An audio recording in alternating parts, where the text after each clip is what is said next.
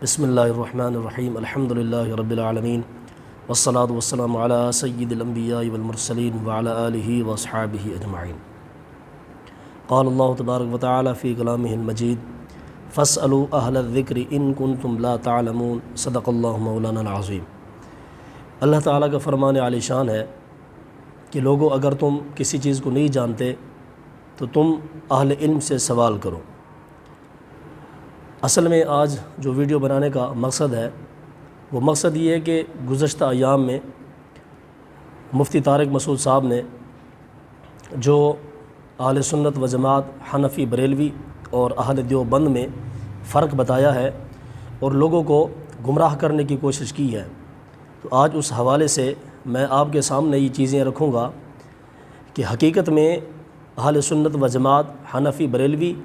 اور اہل دیوبند کے اندر کیا اختلاف ہے،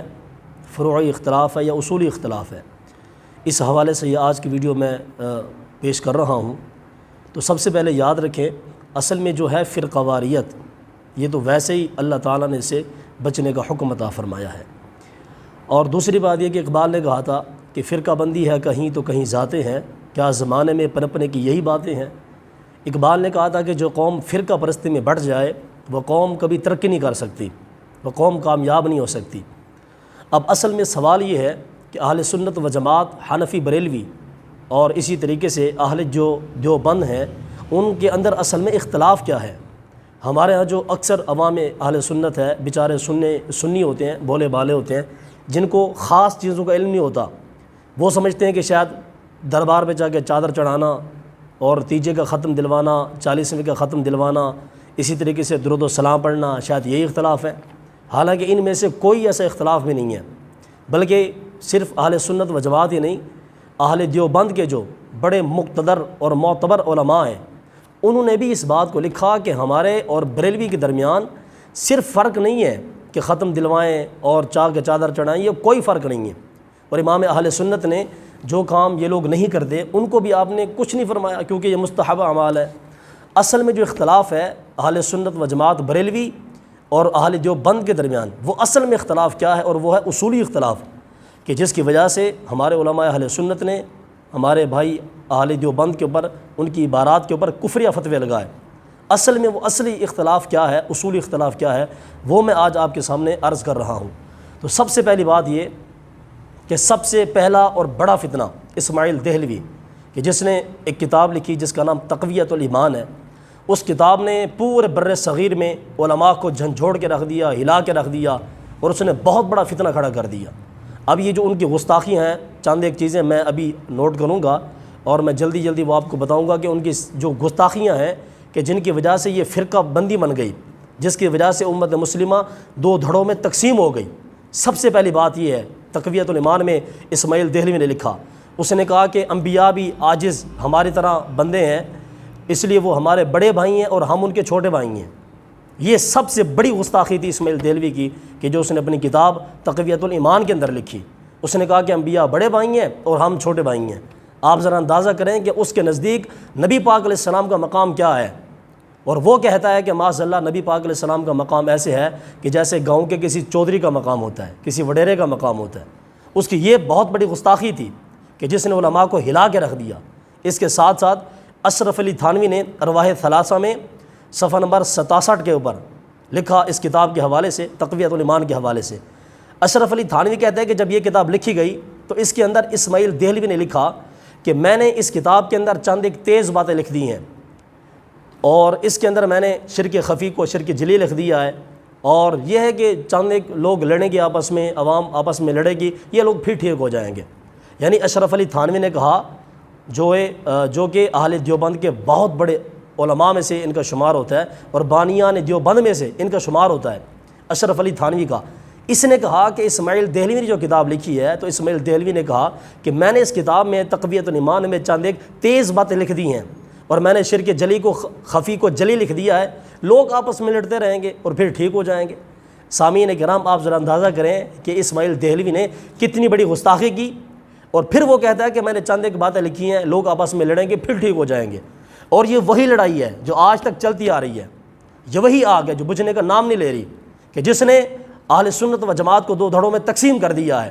اور ان لوگوں کو اہل دیوبند بنا دیا ہے اور صراط مستقیم سے بھٹکا دیا ہے۔ تو خود اشرف علی تھانوی جو بانیان دیوبند میں سے ہیں وہ کہتے ہیں کہ یہ کتاب جو ہے اس میں لوگ آپس میں لڑیں گے بھڑیں گے، اور آج لوگ وہی کر رہے ہیں۔ جو ہیں اہل دیوبند جو ہیں وہ معاذ اللہ اہل سنت و جماعت کو بدعتی کہہ رہے ہیں، مشرک کہہ رہے ہیں، اور پتہ نہیں کیا سے کیا کہہ رہے ہیں۔ یہ اس کتاب تقویۃ الایمان کی وجہ سے سارا کچھ ہو رہا ہے۔ اس سے ہٹ کے آگے اشرف علی تھانوی نے حفظ الایمان میں صفحہ نمبر 15 کے اوپر اس نے نبی پاک علیہ السلام کی گستاخی کی اشرف علی تھانوی نے کہ اگر علم غیب کی بات ہو، اگر کل علم غیب کی بات ہو وہ تو اللہ کی ذات کے پاس ہے، اور واقعی ایسے اس میں کوئی حقیقت نہیں ہے۔ اللہ تعالیٰ کی ذات عالم الغیب والشہادہ ہے۔ اس نے کہا کہ اگر بعض علم غیب کی بات ہو تو کیا وہ نبی علیہ السلام کے ساتھ خاص ہے؟ اشرف علی تھانوی نے کہا کہ اگر بعض علم غیب کی بات ہو وہ نبی کے پاس کون سی بات ہے، وہ تو معاذ اللہ پاگلوں کے پاس، بچوں کے پاس، حتیٰ کہ جانوروں کے پاس بھی ہوتا ہے۔ اشرف علی تھانوی نے حفظ الایمان کے صفحہ نمبر 15 کے اوپر اس نے یہ اتنی بڑی گستاخی کی ہے کہ اس نے نبی پاک علیہ السلام کے علم غیب کو جو ہے معاذ اللہ بچوں کے ساتھ، پاگلوں کے ساتھ اور جانوروں کے ساتھ ملا دیا۔ اس کی یہ بہت بڑی گستاخی کہ جس نے بر صغیر پاک و ہند میں مسلمانوں کے درمیان آپس میں پھوٹ ڈال دی تھی۔ اس کے علاوہ یہ جو انور شاہ کاشمیری صاحب ہیں، یہ بھی دیوبند کے بہت بڑے ایک عالم دین ہیں، ان کو امام العصر کے نام سے یاد کیا جاتا ہے۔ انور شاہ کاشمیری کہتے ہیں اسماعیل دہلوی کی کتاب کے بارے میں، تقویۃ الایمان کے بارے میں، حالانکہ یہ خود بہت بڑے عالم دین ہیں، اہل دیوبند میں سے ہیں، لیکن یہ کہہ رہے ہیں کہ اسماعیل دہلوی نے جو کتاب لکھی ہے نا تقویۃ الایمان، ہم اس سے راضی نہیں ہیں۔ گویا کہ اہل دیوبند خود انکار کر رہے ہیں اپنی دیوبندیوں کی کتابوں کا کہ ہم ان کتابوں سے راضی نہیں ہیں، ہم ان کتابوں سے اتفاق نہیں کرتے۔ تو آپ ذرا اندازہ کریں کہ جب اہل دیوبند خود اپنے بزرگوں کی کتابوں کا انکار کر رہے ہیں تو اہل سنت و جماعت پھر کیوں نہ انکار کریں۔ اور اس کے علاوہ آگے قاسم ننوتوی نے تحذیر الناس کے اندر لکھا صفحہ نمبر 15 کے اوپر، اس نے کہا کہ معاذ اللہ نبی پاک علیہ السلام کے بعد بھی اگر کوئی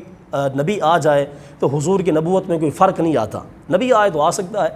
اس کی یہی گستاخی تھی کہ جس نے مرزا غلام احمد قادیانی کو بہت بڑی سپورٹ دی، قادیانی کو بہت بڑی سپورٹ دی کہ جناب جب مسلمانوں نے سن 1974 میں آپس میں یہ 71 میں یا 74 میں آپس میں جو قادیانی کو جو کافر ڈکلیئر کروایا،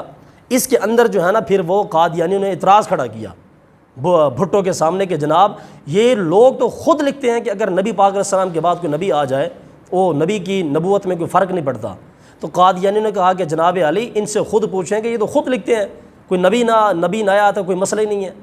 اگر ہم میں سے کوئی نبی آ گیا نیا تو اس میں کون سا بڑا مسئلہ بن گیا۔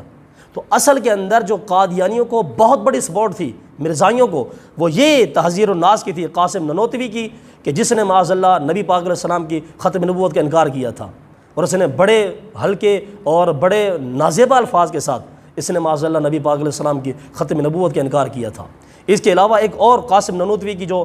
تحذیر الناس صفحہ نمبر 8 کے حوالے سے ہے، اس نے جو بہت بڑی گستاخی کی نبی پاک علیہ السلام کی۔ اس بندے نے کہا کہ جی یہ جو نبی ہوتا ہے یہ اصل میں علم کی وجہ سے افضل ہوتا ہے، عمل کی وجہ سے نہیں بلکہ علم کی وجہ سے افضل ہوتا ہے۔ اگر عمل کی بات کریں تو امتی نبی کے عمل کے برابر بھی ہو سکتا ہے، نبی کے عمل سے بڑا بھی ہو سکتا ہے۔ یہ قاسم ننوتوی کی تحذیر الناس صفحہ نمبر 8 کے اوپر یہ اتنی بڑی گستاخی تھی کہ جس نے مسلمانوں کے دلوں کو پھاڑ کے رکھ دیا، اور مسلمانوں کے دل جو ہے وہ ٹکڑے ٹکڑے ہو گئے کہ یہ اس لائن نے اتنی بڑی گستاخی کیسے کر دی ہے۔ کہ آپ ذرا اندازہ کریں کہ اس نے ایک ادنا سے امتی کو اٹھا کے رسول پاک علیہ السلام سے برابر تو کیا حضور علیہ السلام سے بڑھا کے رکھ دیا۔ آپ ذرا اندازہ کریں کہ اس بندے کو اتنی بات میں سمجھ نہیں آئی تھی کہ نبی ہر جہت سے اور ہر سمت سے جو ہے وہ امتی سے افضل ہوتا ہے، اس لیے تو وہ نبی ہوتا ہے، لیکن اس نے کہا جی نہیں امتی جو ہے وہ نبی کے برابر بھی ہو سکتا ہے، نبی سے بڑھ بھی سکتا ہے۔ یہ تحذیر الناس کے اندر قاسم ننوتوی صاحب کی یہ بہت بڑی گستاخی تھی کہ جس نے مسلمانوں کو پارا پارا کر کے رکھ دیا۔ اس کے علاوہ آگے تقویۃ الایمان میں اسماعیل دہلوی نے یہ آگے بات کی، اس نے کہا جی یہ جو انبیاء ہوتے ہیں معاذ اللہ، اس نے جب شرک کی بات چھڑی بغیر اللہ سے امداد مانگنا یہ منع ہے، اللہ سے ہی مانگ سکتے ہیں۔ اس نے کہا کہ اگر ہم نبیوں سے بھی امداد مانگے، شیطان سے بھی امداد مانگے، اور اسی طریقے سے پھر پری اور یہ جو اس کے علاوہ جو جن ہوتے ہیں پھر ان میں تو کوئی فرق نہیں رہے گا معاذ اللہ۔ اس نے کہا معاذ اللہ اصل کے اندر اس نے استمداد کے مسئلے کے اوپر اس نے کہا کہ معاذ اللہ نبی، جن، بھوت اور یہ جو پری وغیرہ ہوتے ہیں شیطان وغیرہ یہ تو پھر برابر ہے معاذ اللہ۔ اس نے استمداد کے مسئلے کے اندر معاذ اللہ انبیاء کے ساتھ شیاطین کو جوڑ دیا، جنوں کو جوڑ دیا، بھوت کو جوڑ دیا، پری کو جوڑ دیا معاذ اللہ۔ اس نے کہا جی انبیاء کے ان میں تو کوئی فرق ہی نہیں ہے۔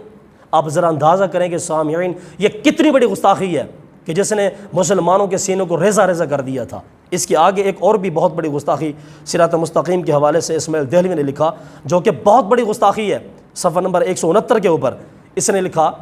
کہ معاذ اللہ اگر کسی مسلمان کے نماز میں اگر اس نے اپنی بیوی کے ساتھ ہم بستری کا خیال کر لیا یا اس کی نماز میں کسی گدھے کا خیال آ گیا تو یہ اس کے لیے اچھا ہے، البتہ یہ کہ اس کے خیال میں نبی کا خیال نہیں آنا چاہیے،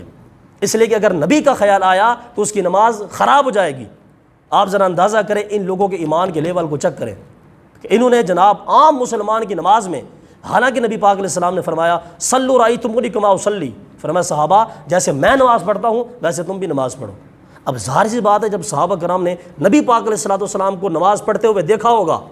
تو صحابہ کرام کی نماز میں خیال میں وہ تصور تو آیا ہوگا کہ نبی پاک علیہ السلام نے نماز کیسے پڑھی ہے، تو معاذ اللہ کیا سارے صحابہ کرام کی نمازیں خراب ہو گئی ہیں؟ اقبال نے تو بڑی پہلے بات کہی تھی کہ ازل سے اذاں تیرے عشق کا ترانہ بنی اور نماز تیری دید کا ایک بہانہ بنی۔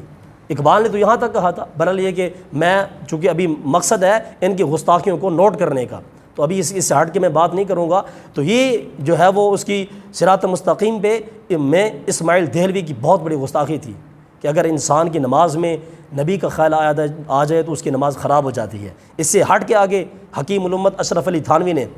کتاب کا نام ہے حکیم الامت، اشرف علی تھانوی کی ہے، اس کے صفحہ نمبر 56 کے اوپر اس نے لکھا کہ حضور میں نماز پڑھتا ہوں اور میری نماز کے اندر اگر مجھے خشوع خضوع حاصل نہیں ہوتا، مجھے مزہ نہیں آتا، مجھے لطف نہیں آتا، اور جب میں آپ کا تصور کرتا ہوں، آپ کا تصور، تو مجھے نماز میں مزہ آتا ہے، سرور آتا ہے، لطف آتا ہے۔ تو آگے سے ذرا اندازہ کریں اشرف علی تھانوی صاحب نے جو جواب دیا، اس نے کہا کہ اگر واقعی ایسی بات ہے تو یہ محمود ہے، یہ اچھی بات ہے۔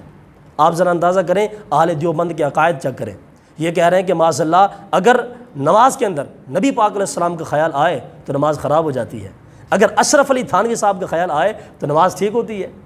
آپ ذرا ان کا انداز چیک کریں، ان کا ایمان چیک کریں اور ان کے جناب آپ فتوے چیک کریں۔ تو یہ اشرف علی تھانوی صاحب نے لکھا کہ اگر نماز کے اندر کسی مرید کو میرا خیال آتا ہے تو یہ محمود ہے، یہ اچھی بات ہے، البتہ یہ کہ معاذ اللہ اس کو اپنی نماز میں نبی پاک علیہ السلام کا خیال نہیں آنا چاہیے۔ یہ ان کی ایک اور بہت بڑی گستاخی تھی۔ اس کے علاوہ براہین قاطعہ جو رشید احمد گنگوہی کی ہے، اس نے بھی بر صغیر پاک و ہند میں بہت بڑی تباہی مچائی ہے۔ اس نے اپنی کتاب کے اندر لکھا صفحہ نمبر 274 کے اوپر، اس نے کہا کہ معاذ اللہ یہ اللہ تعالیٰ کی ذات جھوٹ بھی بول سکتی ہے۔ آپ اندازہ کریں کہ اس نے کہا کہ اللہ کی ذات جھوٹ بھی بول سکتی ہے۔ آپ اس بات کو خود سوچیں کہ جب اللہ کی ذات خود جھوٹ بول سکتی ہے پھر امت کو تو اللہ ہی حافظ ہے۔ جب انسان کا معاذ اللہ خدا ہی جھوٹ بول سکتا ہے پھر مخلوق تو گئی۔ تو یہ ان کا عقیدہ ہے معاذ اللہ کہ اللہ کی ذات جھوٹ بھی بول سکتی ہے۔ اس سے ہٹ کے آگے مبشرات دارالعلوم دیوبند کے صفحہ نمبر 70 کے اوپر لکھا حضرت صاحب نے کہ جو بانی دیوبند ہیں ان کو بھی دل کے اوپر وہ بوجھ محسوس ہوتا تھا معاذ اللہ کہ جو نبی پاک علیہ السلام کو وحی کی آنے کی صورت میں ہوتا تھا۔ اور اس بندے نے لکھا مبشرات کے اندر کہ ہمارے جو بانیان دیوبند ہیں ان کی قبر کسی نبی کی قبر کے اندر موجود ہے معاذ اللہ۔ اس نے کہا کہ ہمارے بانیان دیوبند کی جو قبر ہے وہ کسی نبی کے بالکل عین قبر کے اندر ان کا جسم مبارک محفوظ ہے۔ آپ ذرا اندازہ کریں کہ یہ کتنی بڑی گستاخی ہے کہ اس نے بانیان دیوبند کو اٹھا کے معاذ اللہ نبی کی قبر کے اندر سلا دیا۔ اور سامعین کو معلوم ہونا چاہیے کہ زمین کا وہ ٹکڑا جو نبی پاک علیہ السلام کے جسم اقدس کے ساتھ چھو رہا ہے اور مس کر رہا ہے، وہ زمین کا ٹکڑا عرش اعظم سے بھی افضل ہے، اور انہوں نے اپنے بانیان دیوبند کو اٹھا کے اس زمین کے ساتھ سلا دیا۔ یہ ان کی بہت بڑی گستاخی تھی۔ اس کے علاوہ انوار الحسن ہاشمی نے جو کہ کتاب ہے اس کی ارشاد رحمانی اور فضل رحمانی گنج، انوار الحسن ہاشمی نے بھی ایک اور بڑی گستاخی کی تھی۔ اس نے لکھا فضل الرحمان گنج مراد آبادی کے بارے میں، یہ بھی بہت بڑا دیوبندی تھا، اور یہ خود کہتا ہے فضل الرحمان گنج مراد آبادی کہتا ہے کہ معاذ اللہ ایک مرتبہ میں بیمار ہوا تو میں نے خواب کے اندر دیکھا کہ حضرت مولا کائنات موجود ہیں اور حضرت علی مجھ سے کہہ رہے ہیں کہ فضل الرحمان تم جاؤ میرے گھر کے اندر جاؤ اور فاطمہ وہاں پہ بیٹھی ہے ان سے جا کے ملو معاذ اللہ۔ یہ فضل الرحمان کہتا ہے کہ میں نے اصرار کیا کہ حضور میں اندر نہیں جانا چاہتا، میں بغیر اس کے نہیں جانا چاہتا، اندر سیدہ فاطمہ بیٹھی ہے تو میں کیسے جاؤں؟ تو یہ فضل الرحمان نے کہا کہ علی فضل الرحمان کہتے ہیں کہ مجھے مولا کائنات نے فرمایا کہ فضل الرحمان جب میں تمہیں کہہ رہا کہ تم جاؤ فاطمہ کے پاس جاؤ معاذ اللہ، تو یہ فضل الرحمان گنج مراد آبادی کہتا ہے، اس نے کہا کہ میں اندر گیا اور معاذ اللہ سیدہ فاطمہ سامنے بیٹھی تھی، اور سیدہ فاطمہ نے ایسے باہیں کھول کے مجھے اپنے سینے کے ساتھ لگا لیا۔ آپ اندازہ کریں کہ یہ کتنی بڑی گستاخی ہے جو فضل الرحمان گنج مراد آبادی نے کی ہے۔ امام احمد رضا فاضل بریلوی تو فرماتے ہیں کہ سیدہ فاطمہ کے آنچل کو نہ سورج نے دیکھا نہ چاند نے دیکھا، اور یہ ان کی اتنی بڑی گستاخی، البتہ ان کی یہ جو گستاخی ہے فضل الرحمان گنج مراد آبادی کی، اس گستاخی میں اور شیعوں کے اندر کون سا فرق رہ گیا؟ شیعہ کہتے ہیں کہ معاذ اللہ 2 ڈھائی گھنٹے سیدہ فاطمہ جناب صدیق پاک کے دربار میں کھڑی رہیں اور وہاں پہ معاذ اللہ ترلے کرتی رہیں، منتیں کرتی رہیں، اور یہاں پہ فضل الرحمان گنج مراد آبادی کہہ رہا ہے کہ مجھے سیدہ فاطمہ نے اپنے سینے کے ساتھ لگایا اور بہت بڑا پیار کیا۔ آپ ذرا اندازہ کریں کہ ہمارے جو اہل دیوبند جو بھائی ہیں ان کے اس عقیدے میں اور شیعوں کے عقیدے میں کیا فرق رہ گیا؟ انہوں نے بھی سیدہ فاطمہ کی گستاخی کی اور انہوں نے بھی سیدہ فاطمہ کی گستاخی کی، جبکہ اہل سنت و جماعت حنفی بریلوی کا یہ عقیدہ ہے، یہ ایمان ہے کہ سیدہ فاطمہ کے سر کے بال کو نہ سورج نے دیکھا نہ چاند نے دیکھا۔ آپ ذرا اندازہ کریں کہ یہ کتنے بڑے گستاخ اور کتنی بڑی انہوں نے گستاخی کی ہے۔ اس سے ہٹ کے سامعین کرام انہوں نے جو گستاخیاں کی ہیں، یہ چند ایک گستاخیاں تھیں ان کی جو میں نے آپ کے سامنے گوش گزار کرنے کی کوشش کی ہے۔ اس سے ہٹ کے ان کی بہت بڑی گستاخیاں ہیں۔ اس چیز کو ہمیشہ یاد رکھیں کہ اہل سنت و جماعت حنفی بریلوی اور اہل دیوبند کے اندر جو اختلاف ہے وہ صرف اس چیز کا اختلاف نہیں ہے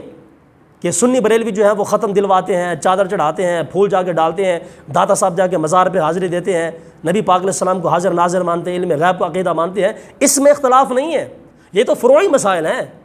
اس میں دیوبند نہ مانے یا نہ مانے کوئی اعتراض ہی نہیں ہے۔ ہم نے کبھی کچھ بھی نہیں کہا ان کو دربار پہ جائیں نہ جائیں، ختم دلوائیں نہ دلوائیں، یہ مستحب اعمال ہے، میلاد مصطفیٰ منائیں نہ منائیں، ہم نے تو ان کو کبھی کفر اور شرک کے فتوے نہیں لگائے۔ اگر ہم جو اہل سنت و جماعت حنفی بریلوی ہیں، ہمارا اور اہل دیوبند کا جو اختلاف ہے اصل کے اندر، وہ اختلاف یہ ہے جو میں نے آپ کو پڑھ کے سنا دیا کہ ان بدبختوں نے معاذ اللہ نہ صرف یہ کہ نبی پاک علیہ السلام کی گستاخی کی، بلکہ انہوں نے اللہ کی ذات کے اوپر جھوٹ بولا۔ اور اشرف علی تھانوی اور اس کے ہم نواؤں نے لکھا معاذ اللہ کہ اللہ تعالیٰ جھوٹ بھی بول سکتا ہے، زنا بھی کر سکتا ہے، چوری بھی کر سکتا ہے۔ ان کی کتابوں کے اندر اگر یہ چیزیں موجود نہ ہوں تو ہم جو بھی کہیں کہ جرمانہ بھرنے کے لیے تیار ہیں۔ تو یہ ہے کہ جو ان لوگوں نے امت مسلمہ کو گمراہ کرنے کی کوشش کی ہے کہ جناب یہ عوام اہل سنت کو کہتے ہیں، عام مسلمانوں کو کہتے ہیں کہ یہ جو بریلوی ہے یہ جا کے چادریں چڑھاتے ہیں، ڈھول بجاتے ہیں، ختم دلواتے ہیں، یہ کرتے ہیں وہ کرتے ہیں۔ او بھائی آپ نہ کرو،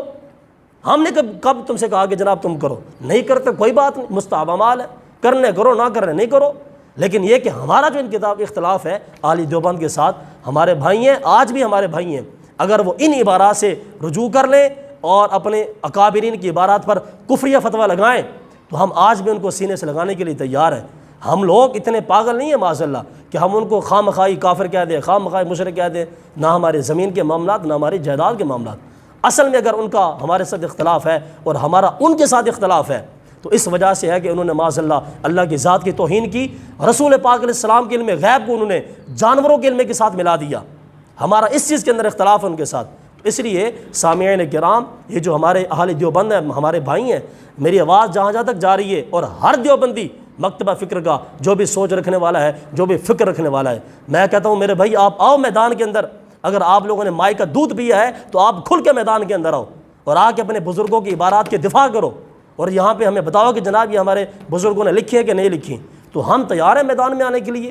یہ جناب کیا ہے کہ آپ مسلمانوں کو دھوکہ دے رہے ہیں اور مسلمانوں کو گمراہ کرنے کی کوشش کر رہے ہیں۔ خدا را امت مسلمہ کو توڑنے کی کوشش نہ کریں اور امت مسلمہ کو جوڑنے کی کوشش کریں۔ آپ عام مسلمان کو تو صرف یہ بتاتے ہیں اللہ کو مانو، اللہ کو مانو، اللہ کو مانو، ہمارے نبی کی سیرت پہ عمل کرو، اور آپ پردے کے پیچھے کیا کر رہے ہیں؟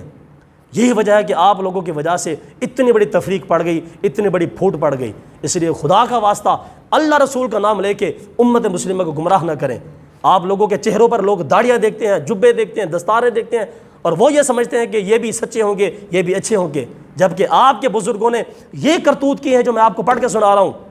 اگر آپ کے بزرگوں نے یہ کرتوت نہیں کیے تو ہم جرمانہ بھرنے کے لیے تیار ہیں۔ آپ آئیں میدان کے اندر اگر آپ نے ماں کا دودھ پیا ہے، وگرنہ اگر آپ کے اندر ہمت اور دم خم نہیں ہے تو آپ لوگ باز آ جائیں، اپنے بزرگوں کی عبارات کے اوپر چھوڑ دیں، ان کے اوپر عمل کرنا۔ اگر آپ کے اندر دم خم ہے تو آئیں، اہل سنت و جماعت حنفی بریلوی بیٹھے ہیں، میدان میں آئیں، اپنی کتابیں بھی لے کے آئیں اور آ کے ثابت کریں جو آپ کے بزرگوں نے لکھا ہے کہ یہ واقعی ٹھیک ہے، تو ہم پھر جو ہے وہ اس کے بارے میں ماننے کے لیے تیار ہیں۔ اس لیے مہربانی فرمائیں، امت کو توڑنے کی کوشش نہ کریں۔ مفتی طارق مسعود صاحب کو میرا یہ پیغام ہے کہ خدا کا واسطہ اگر تم رسول اللہ کے ممبر کے اوپر بیٹھے ہو تو پھر حق کا ساتھ دو، سچائی کا ساتھ دو۔ یہ تم نے کون سی بات کر دی ہے کہ دیوبندیوں میں اور سنیوں میں صرف یہ فرق ہے کہ وہ قوالی پڑھتے ہیں، چادریں چڑھاتے ہیں، ختم دلواتے ہیں؟ او بھائی یہ ہے ہی نہیں، یہ تو فروعی مسائل ہیں، اس کے اندر تو ہمارا اختلاف ہی نہیں ہے۔ اختلاف ہمارا اس کے اندر ہے کہ تم نے اللہ کی ذات پہ جھوٹ کی تہمت باندھی، اللہ کی ذات پہ زنا کی تہمت باندھی، اللہ کی ذات پہ چوری کی تہمت باندھی، اور تم نے معاذ اللہ نبی پاک علیہ الصلوۃ والسلام کو جانوروں کے ساتھ، حیوانوں کے ساتھ ملا دیا معاذ اللہ۔ حضرت صاحب یہ اختلاف ہے، اس لیے خدا کا واسطہ امت کو توڑنے کی کوشش نہ کریں، امت کو جوڑنے کی کوشش کریں۔ انشاءاللہ اگر اللہ نے مجھے زندگی دی تو میں اگلی ایپیسوڈ کے اندر بھی یہ چیزیں نوٹ کرواؤں گا۔ اور یہ جو ہمارے فرقے ہیں، اہل تشیع ہمارے بھائی ہیں کہ جنہوں نے اہل بیت کی تصویر سامنے کر کے معاذ اللہ صحابہ کرام کی گستاخیاں کی ہیں، اور میں آپ کے گوش گزار کروں گا کہ اہل تشیع حضرات نے صحابہ کرام کی کتنی بڑی گستاخیاں کی ہیں، اور صرف صحابہ کرام کی نہیں بلکہ اہل بیت کرام کی بھی انہوں نے گستاخیاں کی ہیں۔ انشاءاللہ اگر اللہ نے مجھے زندگی دی تو یہ چیزیں میں آپ کے سامنے نوٹ کروں گا۔ اللہ تعالیٰ کی بارگاہ میں دعا ہے کہ اللہ تعالیٰ ہمیں صراط مستقیم پہ چلتے ہوئے حق کا ساتھ دینے کی توفیق عطا فرمائے، اور رسول پاک علیہ الصلوۃ والسلام کی سچی سچی اطاعت اور کامل محبت نصیب فرمائے، صحابہ کرام کی اطاعت نصیب فرمائے، اور اہل بیت کرام کی محبت و مودت نصیب فرمائے۔ وآخر دعوانا الحمدللہ رب العالمین۔